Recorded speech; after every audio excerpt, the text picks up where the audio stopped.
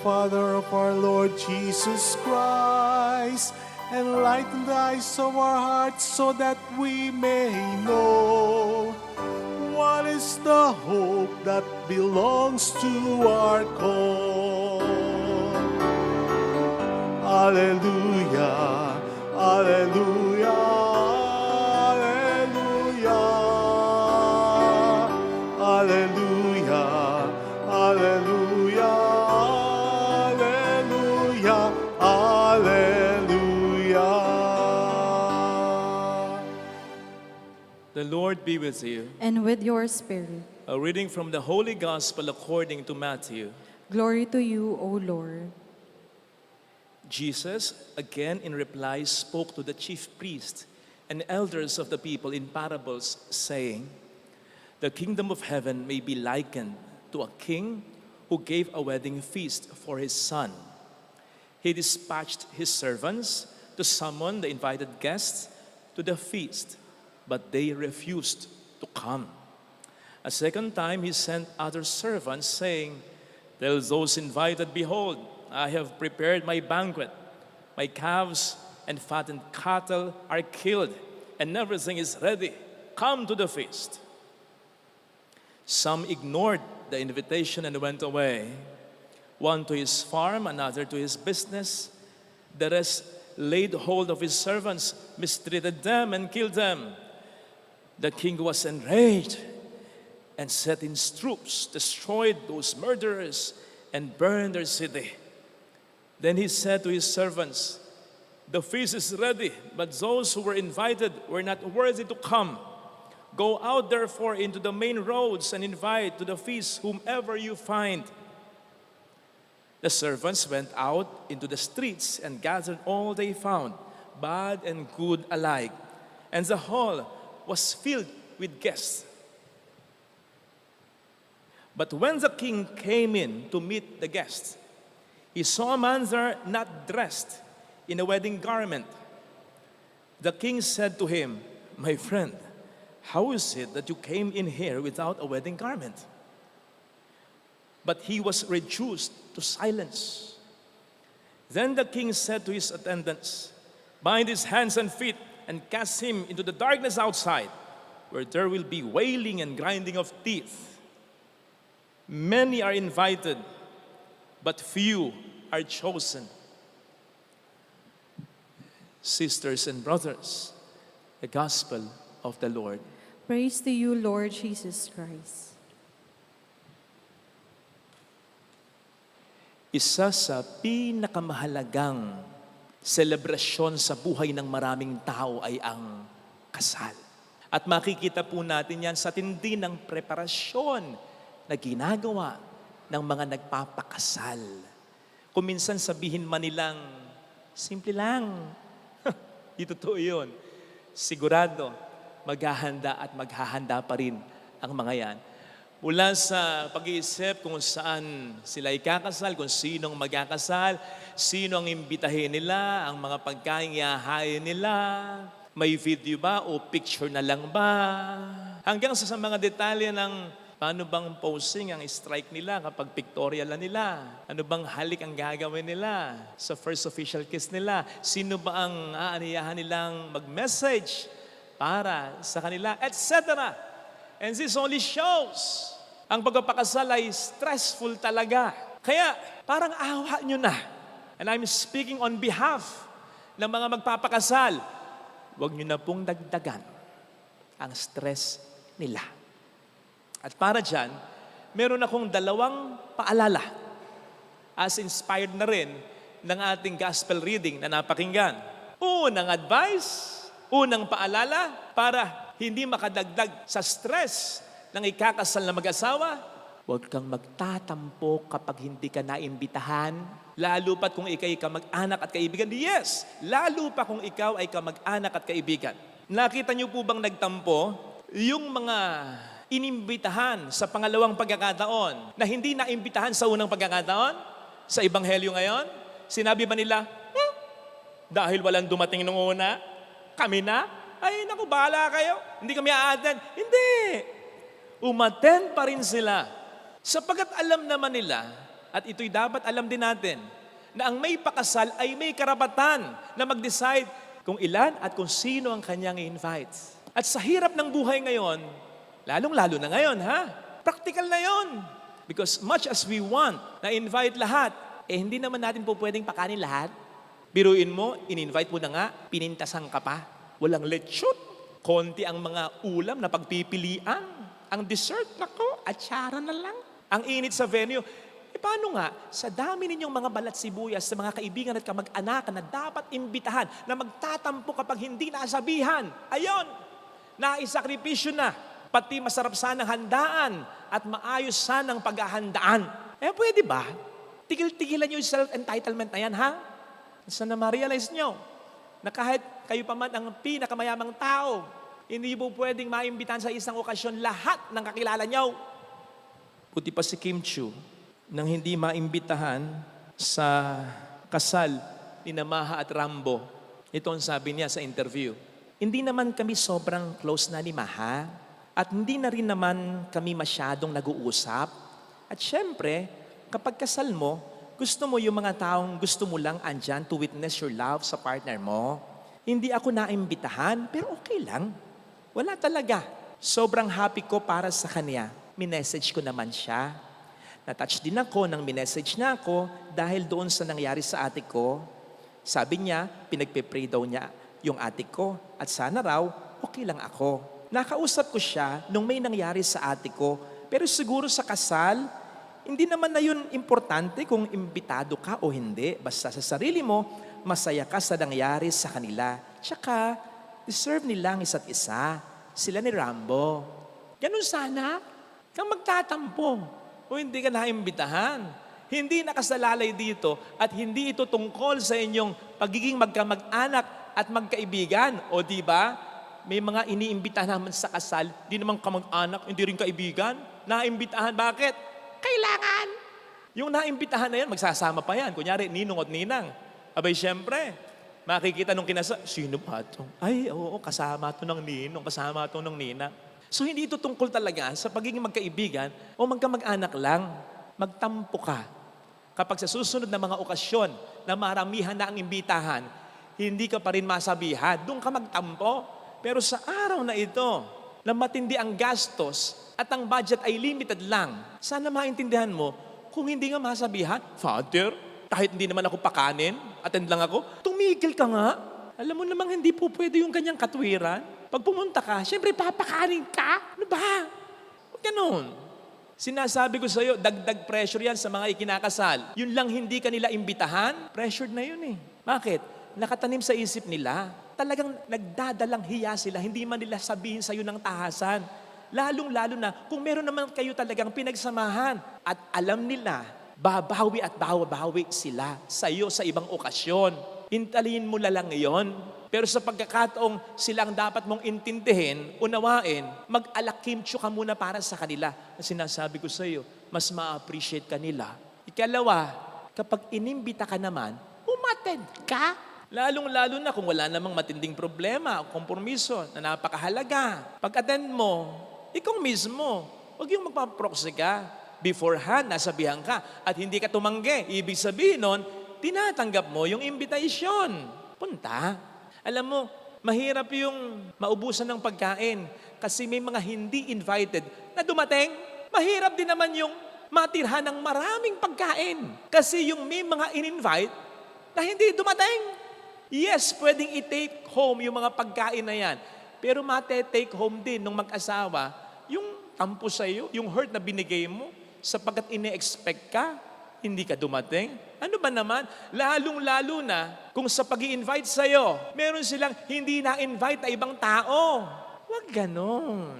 Ngayon, kapag umattend ka, umayos ka. Hindi mo okasyon yon. Okasyon nila yon. Kang magmando ng magmando. Yung mga komentong, may dress code pa, ang arte-arte naman nila, ay ang motive, nakakaitim. Sabi na nga ba, ang bride parang hindi nagpapayat. Buntis na yata. Ano ba yan? Gutom na mga bisita. Hala, magpakain na. Tama na ang seremonya. Dapat talaga, Sabado ginanap yung kasal, hindi Martes, para maraming nakapunta. Kung ang pupunta lang, kagaya mo lang, wag na! Ano ba? Kasal nila. Hindi mo kasal. Mayos ka. Yung iba pa sa inyo, basta makakain lang, uwi na. Ilan yung na-attendan kong kasal na sa reception, ganon? Kakaawa. Nagpapasalamat, wala na tao. Father naman tagal-tagal naman kasi Alam nyo ako, tahasan kong sasabihin sa inyo. Baka naririnig ito ng mga dating ikinasal ko na minsan na late ng 30 minutes, isang oras pa na late. 1 and 30 minutes pa yung isa. Busit na busit ako. Totoo. Pero pinipigil ko yung sarili ko. Gusto ko na sana sabihin nung sa ngalan ng Ama at ng Anak ng Espiritu Santo sa simula Sa ngalan ng Ama ng Espiritu Santo, Anak ng Espiritu Santo. Amen. Sumayin niyo, Panginoon, at sumayin niyo rin. Okay? You may now kiss the bride. Gusto ko nang tapusin sa simula pa lang Pero pinipigil ko yung sarili ko. Bakit? Alam mo yan, na mga ikinasal ko, kahit na may mga hassle, nakakalimutan yung sing-sing, nakakalimutan, ako, nasakit ang ulo mo. Ang dami pang arte, talagang pinipigil ko yung sarili ko. Bakit? Minsan lang mangyari sa buhay ng tao yon. At ang sabi ko nga, napakahalagang okasyon. Ibigay na po natin yung natatangi at tamang pagtugon. Umayos tayo. At dito ko gustong iugnay sa huli na lang, yung dapat nating maging pagtugon sa Panginoon. Tayong mga Kristiyano na inimbitahan sa kasalan o kaligtasan sa pamamagitan ng Panginoon. Tama, lahat tayo imbitado, pero umayos tayo. Tama sinasabi ng ating gospel reading, yung king dito, nire-represent niya ang Diyos. Ang sinasabi dito ay, lahat ng tao, bad and good alike, lahat ng mga makasalanan, welcome. Welcome ng King with open arms. Yun ang sinasabi dito Come as you are. Yun ang sinasabi dito. Yun ang good news. Pero teka, ang sinasabi rin dito ay ito. The King or God does not expect us to remain and to stay as we are. Pumasok kang makasalanan, lalabas ka makasalanan? Hindi. Dati chismosa ka. 3 taong ka nang nagsisimba. Hanggang ngayon, chismosa ka pa rin? Hindi pwede yun. Dati may bisyo ka. Hanggang ngayon may bisyo ka pa rin. 3 years na. Hindi pwede yun. Yung iba nga sa atin, hindi na bumibilang ng taon.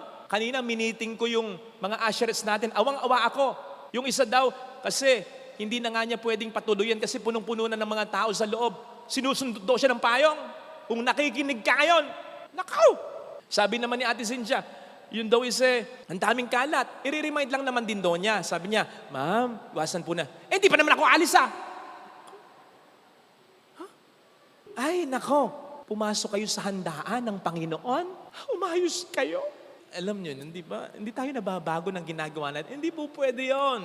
We must not continue living the life we are living or we were living before we met Jesus. Sapagkat kung totoong nakilala mo na si Kristo, hindi po pwedeng walang masamang mabago o mabuting madagdag sa pagkatao mo. Kung totoong nakilala mo na si Kristo. Yun yung sinisimbolo ng wedding garment na hinahanap ng hari sa isang guest sa Ebanghelyo. Ito yung sinasabi ni San Pablo sa Romans 13:14. Put on the Lord Jesus. Isuot mo sa iyong pagkatao si Kristo. Ito yung sinisimbolo ng damit pangbinyag na ibinigay sa atin na puti nung tayo binyagan. At ito yung hahanapin sa atin ng Panginoon pagdating ng araw. Yung damit na dapat ay nakikita si Kristo sa ating pagkatao. Yun dapat ang isang Kristiyano. Hindi sa pangalan lang, kundi sa buhay na totoo. Totoong masyadong mabait ang Diyos. Totoong masyado tayong mahal ng Diyos. Pero hindi natin dapat inaabuso yon. Mabait ang Diyos, pero meron siyang mga utos. Ikaw ba mabait kang asawa o okay lang na mga liwa yung asawa mo? Hindi. Mabait ka. Wala ka nang mas mabait sa'yo bilang magulang. Okay lang na sagutin ka ng anak mo? Hindi. Ang lubos na pagmamahal, hindi inaabuso. Ginagantihan ng kabutihan. Yung ganti ay dapat na mabuti. Ang masama ay yung mabuti, masama ang ating iganti. Nako, darating ang pagkakataon, tulad nung guest sa Ebanghelyo, pansinin po ninyo, nang sinita siya, he was reduced in silence. Hindi naman siya nakapagsalita. Kasi alam niyang mali siya. Darating ang pagkakataon na sasabihin ng Diyos sa iyo, maging ng iyong kapwa-tao, napakabuti ng asawa mo, niloko mo. Napakabuti ng magulang mo, sinuway mo, tiniis mo. Napakabuti ng kapatid mo. Dami mo pa rin nasabi. Marirealize mo, oo nga, napakabuti kung bakit masama ang iyong ikinante. You will be reduced to silence. Pangihinayangan mo. Kasi minsan lang makatagpo ng Diyos at ng mga taong ganito na kung magmahal ay todo. Huwag mong abusuhin, suklian mo. Ito sanang hilingin nating biyaya sa banal na pagdiriwang na ito. Lagyan natin ang ating kanang kamay sa tapat ng ating puso.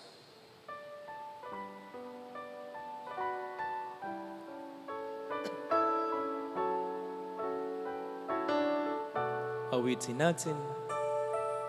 Alam kong may magagawa ang Diyos.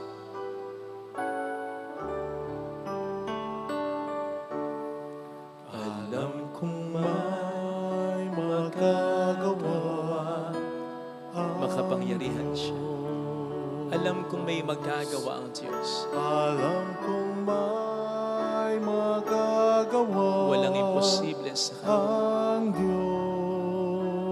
Kung ako'y magtatapat, Kung ako'y magtatapat sa Kanya'y maglilingkod, sa Kanya'y maglilingkod, alam kong may magagawa ang Diyos. magagawa ang Diyos. Alam kong di ringkin ng Diyos ang samo, Alam kong di sapagkat mahal niya. ringgin ang Diyos Alam niya ang ang pinagdaraan. samo ko. Alam kong di ringkin ng Diyos ang samo, Alam kong di ringgin ang Diyos ang samo ko. kung ako'y magtatapat, Kung ako'y magtatapat sa Kanya'y maglilingkod. sa Kanya'y maglilingkod. Alam kong di ringkin ng Diyos ang Alam kong samo, di ringgin ang Diyos ang samo ko. Pikit natin ang ating mga mata. Panginoon, tulungan mo kung tumanaw ng utang na loob sa iyo at hindi sayangin ang mga grasyang binibigay mo. Tulungan mo kung maging maayos na isang Kristiyano. Kristiyanong ikalulugod mo, ipagmamalaki mo at inaasahan mo. Tulungan mo kung huwag masayang ang kabutihan mo. Gayon din naman, ito rin ang ipinagdarasal ko sa mga taong minamahal ko. Sana huwag nilang sayangin lahat ng pagmamahal na binibigay, pinapakita ko sa kanila. Makita nawa nila na dapat ito ay tugunan nila kahit konting pagpapahalaga. Hallelujah. Hallelujah. Purihin ang Diyos. Hallelujah. Hallelujah. Pasalamatan sa siya ay muling mabalik sa atin. Hindi kanya iiwan. Hindi kanya pababayaan. Babalik sa atin. Hallelujah. Purihin ang Diyos. Hallelujah. Sa takdang panahon ay babalik ang Panginoon upang tayo ay kunin tapat siya sa kaniyang mga pangako. Sabihin mo sa sarili, mayroong magandang mangyayari sa iyo. Sapagkat sa pagdugon mo, sa imbitasyon ng pagmamahal ng Diyos sa iyo, marami pa siyang magagandang bagay na ibibigay. Kaya naman minamahal ka niya, ay sapagkat hindi dahil mabuti ka, kundi dahil mas gusto niyang maranasan mo ang kabutihan niya. Magpakabuting tao kung lalapit kay Jesus. Kung lalapit kay Jesus. Glory to the Father, and to the Son, and to the Holy Spirit. As it was in the beginnings, now and ever shall be, world without end. Amen.